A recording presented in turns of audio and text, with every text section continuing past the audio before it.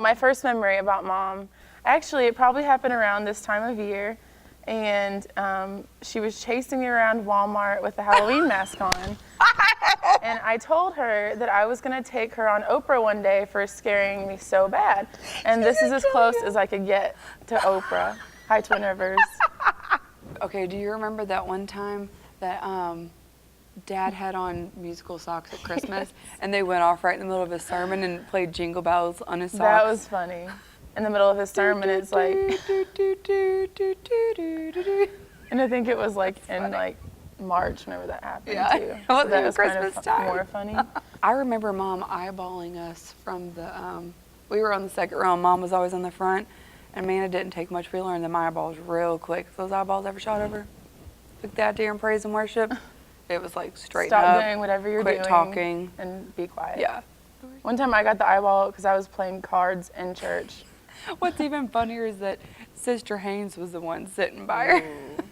She was not happy. She was not happy. I got 4 eyeballs that day. We got a lot of good stories about Dad, too. Whenever I was little, we used to do this thing in church where you go around, what was that called where you shake each other's hands and stuff? Fellowship time or something like that at Webster. And I insisted on shaking every single hand in the entire building. So I only made it to like the second half of the congregation and it was over. The song was over. I kept on going and I kept on shaking hands and Dad had to call me out and I got so embarrassed and I just cried. She like ran out crying. I know this is gonna sound a little cliche, but I really do remember Mom playing the piano all the time. You guys saw her music gig was over with. It's not. It's not. The best She's coming out with her own children's album. I'm starting to record these and she's written Macy some really special songs. Macy tries to play the piano. She just bangs all over it and she turns around. We have to clap for her every time. I first heard about Twin Rivers when I interned in my senior year at Lee University. Came and interned with Chris Gilbert and then with Pastor B, and that's how I met my wife, Brittany. The thing that probably stuck out the most about Twin Rivers was the worship in the main sanctuary. How it was very real, and you can tell that it was true, genuine worship. The first real experience that I had with Pastor, aka Bishop, aka father-in-law, was the first Sunday I was here. I was sitting over towards the youth section and he had called all the ministers to come up and pray for people, and I stood back because I thought, well, I'm not a pastor. And he came off the stage, came to where I was sitting, pointed his finger at me and said, if you're going to call yourself a minister, then you need to be up here praying for people. Scared me to death. So I'm not going to talk about music. I'm not going to talk about me singing with them and harmonizing because, well, I can't. So I will talk about something that has hit me real deeply, and that's Miss Faith's cooking. Not only is she an awesome cook with just hot corn, but sweet potato casserole, roast, mashed potatoes, anything you can think of. Man, I love me some Miss Faith cooking, that's for sure. We had put our house on the market 2 years ago, and we had decided that before we moved that we should find a home church.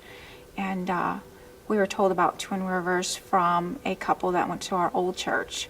Coming from more of a conservative church to this church, I can tell you that when we walked in, I could feel the Holy Spirit through her worship and through the music ministry. It was so thick that my knees were buckling the first time I came here.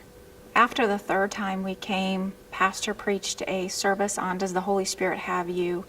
And my husband looked at me and said, we are in a solid church that has solid doctrine to raise our children in. I first heard about Twin Rivers when my husband and I came to visit his parents. We sat on the back section over there, and I remember watching Faith on the piano, and I could tell she was just really enjoying worshiping the Lord, and the choir was really into it. I thought it was a really cool church, our first visit. An experience I'd like to tell about with Faith was when Pastor Mac and I first came here. Our first Easter was coming up, and our children are married, and at that time we're both living out of state.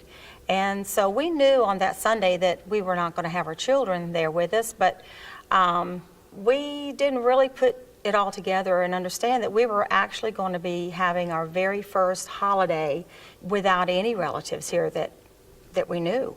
When the service was over, Pastor Mac and I went in his office, and we both walked in, and it was just sort of quiet. And it hit both of us that it was our first holiday without any family. And we knew we were where we were supposed to be. And we just both took a deep breath and said, it's going to be okay. And about that moment, Faith walked in. And she said, hey, I heard your mom and dad went out of town. Why don't y'all come to our house today for Easter and eat dinner with us? And we just thought, okay. And we just hugged and cried because it was just a moment. And it was just very special. And it spoke to us what Faith and Pastor's heart was all about, is that they look after their staff and they look after people that don't have families. And we really did appreciate that about them. I would like to say happy Pastor's Appreciation Day to Brian and Faith. We love you so much. Pastor Mac and I are just honored to be in service with you. Faith, as a mother of 7 and as a wife, I look up to you and I admire your godliness and what a great example of a woman of God you are to me and my children. We love you guys. I really do appreciate everything that you've done for us over the years. Means a lot, and I love you guys. Love you. That's it. Love you.